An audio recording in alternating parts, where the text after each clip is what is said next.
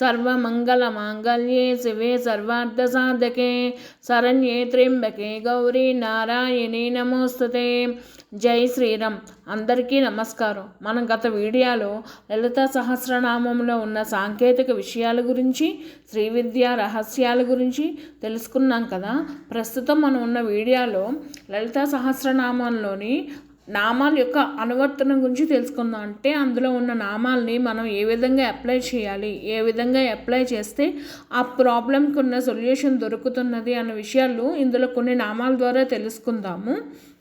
ఎగ్జాంపుల్కి కొన్ని నామాలు చెప్తాను. ఇందులో లలితా సహస్రనామ స్తోత్రంలోని నామాలన్నీ రహస్య నామాలు. వీటికి మామూలుగా నిఘంటువుల ద్వారా తెలుసుకునే అర్థాలే కాక గూఢార్థాలు, సాంకేతార్థాలు, అంతరార్థాలు కూడా ఉంటాయి. కొన్ని నామాలకు ప్రత్యేకమైన అనువర్తనం ఉంటుంది.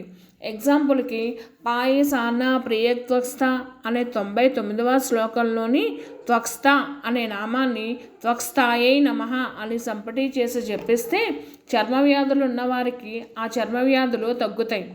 ఇంకొకటి ఏంటంటే మూలాధారాంబుజారూఢ పంచవ్రక్తాస్తి సంస్థిత అనే 106వ శ్లోకంలోని అస్థి సంస్థిత అనే నామాన్ని అస్థి సంస్థితాయై నమః అని సంపటి చేసి జపిస్తే ప్రమాదాల్లో ఎముకలు విరిగిన వారికి ఆ ఎముకలు అతి శీఘ్రకాలంలోనే అతుక్కొని పూర్వస్థితిని పొందుతారు.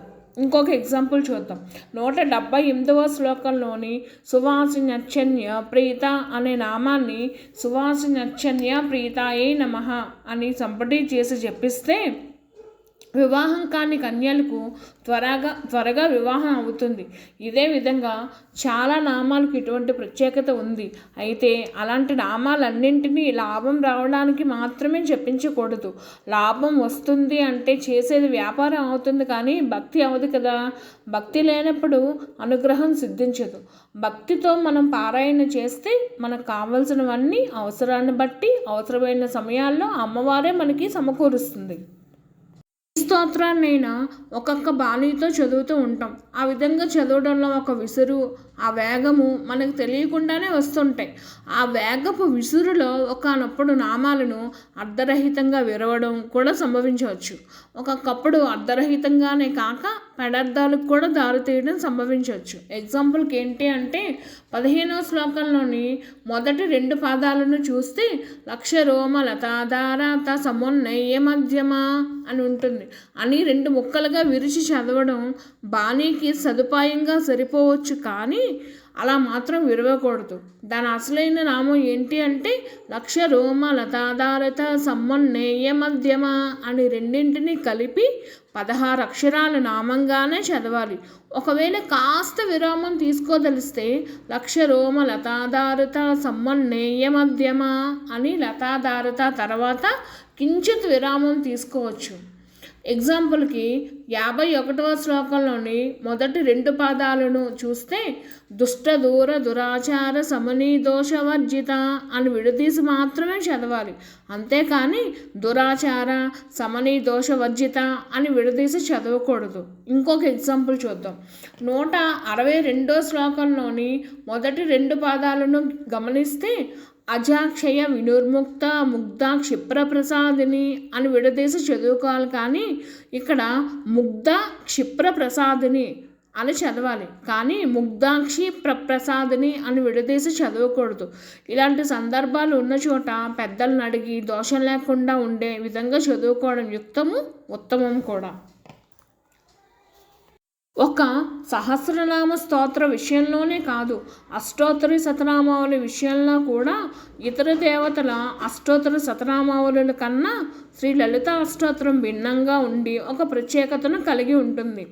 రజతాచల శృంగగ్ర మధ్యస్థాయై నమో నమః అన్న మొట్టమొదటి నామం నుండి 108వదైన చివరి నామం దాకా ఉండే నామాలన్నీ కూడా చివరి వరకు నమో నమః అనే ఉంటుంది.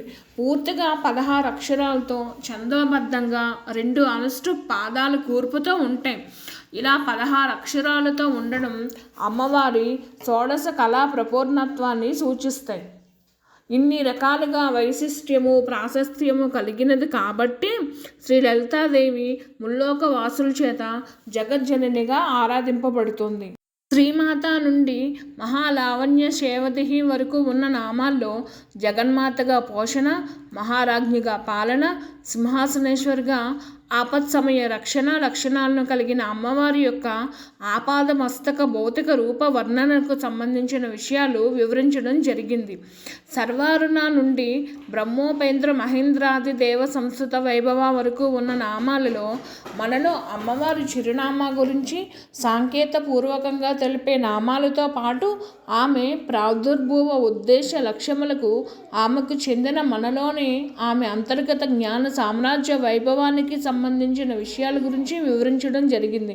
అలాగే హరనేత్రాగ్ని సందగ్ధ కామ సంజీవన ఔషధి నుండి సర్వమంగళ వరకు ఉన్న నామాల్లో సాధక యోగ సాధనా సిద్ధికే, భక్తజన ప్రవర్తనా శుద్ధికే, సర్వమంగళత్వ సంసిద్ధికే వినియోగపడు అమ్మవారి శిక్షణ సౌభాగ్య లక్షణాలకు సంబంధించిన వివరాల గురించి వివరించడం జరిగింది.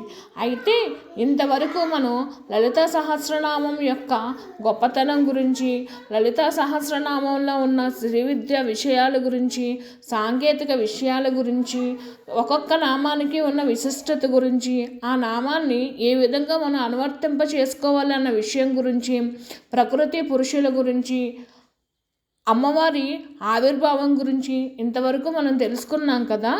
ఇక ముందు వచ్చే వీడియోల్లో అమ్మవారి సహస్రనామంలో ఉన్న ఒక్కొక్క నామం యొక్క విశిష్టత గురించి తెలుసుకుందాం. ఇకపై వచ్చే వీడియోలో అన్నీ కూడా అమ్మవారి సహస్రనామాల్లో గురించి తెలుసుకుందాం. అందులో మొదటి పాదం శ్రీమాత శ్రీ మహారాజ్ఞి శ్రీమత్ సింహాసనేశ్వరి అనేది మొదటి పాదం. దీని గురించి ఒకపై వచ్చే వీడియోల్లో మనం తెలుసుకుందాం. స్వస్తి.